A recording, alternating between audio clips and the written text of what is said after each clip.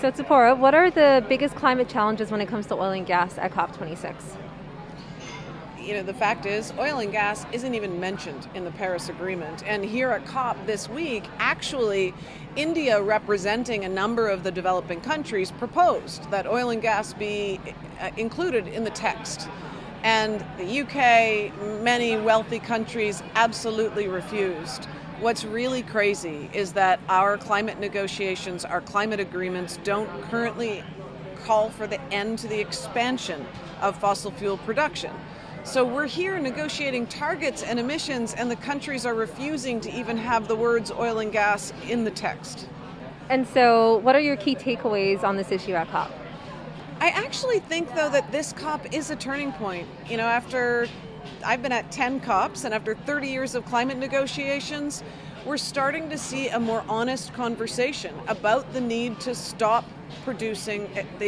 expanding oil, gas, and coal. And I think that's because this year we had breakthroughs in the science. The IEA, the IPCC report actually acknowledged that, and now a number of countries are acknowledging it, and that's really important. We also, in this text for the first time, have an acknowledgement that we need to reduce fossil fuel subsidies. And while oil and gas didn't make it into the text, coal did for the first time. So it's a real breakthrough in the fossil fuel conversation. We also had 25 countries who committed to stop overseas financing of oil, gas, and coal projects, including Canada.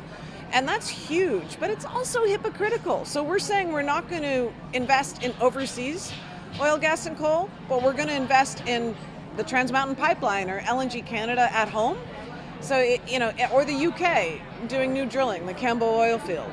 So it's still, countries are still not acknowledging that they also need to reduce their expansion of oil, gas, and coal. Certainly Canada wasn't. But again, sign of hope. We had 11 countries, 9 countries and 2 subnationals create a new alliance, the Beyond Oil and Gas Alliance. Super exciting. So, I felt like it was a moment in history. I actually watched the minister from Denmark stand on the stage and say, it is time to end the expansion of oil and gas. We have to cap production and decline it. And that's what activists have been saying for decades. That's what indigenous leaders have been saying for so long. The movement calling to keep it in the ground, but countries were refusing to acknowledge that we had to wind down production. So these 9 countries and 2 subnationals, that includes Quebec and also California, creating this alliance, acknowledging that we need to wind down production of oil and gas, I think it's huge. Where else are decision makers falling short, and what can they do about it? What's really been critical and obvious here at COP about where decision makers are falling short is refusing to acknowledge our responsibility in the wealthy countries for the problems. Wealthy countries need to act first in reducing the production of fossil fuels, but wealthy countries also need to step up to the plate and make good our commitments on financing. Years ago, we committed to $100 billion in financing to help the developing world address climate change, and there's a $20 billion gap still at the end of COP, and that's absurd. Even more important is many countries, including our own, are refusing to put finance on the table for loss and damage.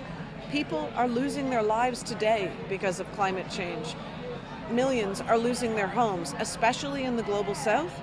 And the wealthy countries need to step up and acknowledge that the carbon trapped in the atmosphere today that is causing climate change comes from the wealthy countries, and we have a responsibility to support those who are most vulnerable, literally in helping them right now as they lose their homes. And so how's Stand involved in addressing this issue? Stand's had a big team here at COP. I'm really excited and proud of our team. We've been working on issues of deforestation and forest degradation, calling on our governments to protect old growth, but also to ensure that we don't have false solutions like biomass to replace coal when the rules right now allow biomass to destroy primary forests, and it has such a actually high carbon footprint as well. We've been working with indigenous nations here at COP on protecting the Amazon and calling for 80 by 25. We've been working on decarbonizing the shipping industry and the fashion industry.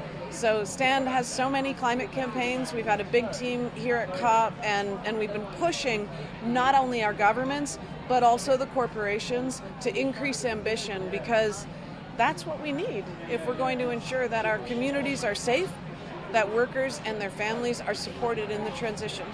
And lastly, what can people at home do about it? Join us. Join us at Stand.earth in our campaigns. Call your members of parliament, call your MLAs, tell them you want to see them do more to stop the expansion of fossil fuels, to support the protection of old growth, and really, tell people about what we're doing. Together, we're stronger than we're apart.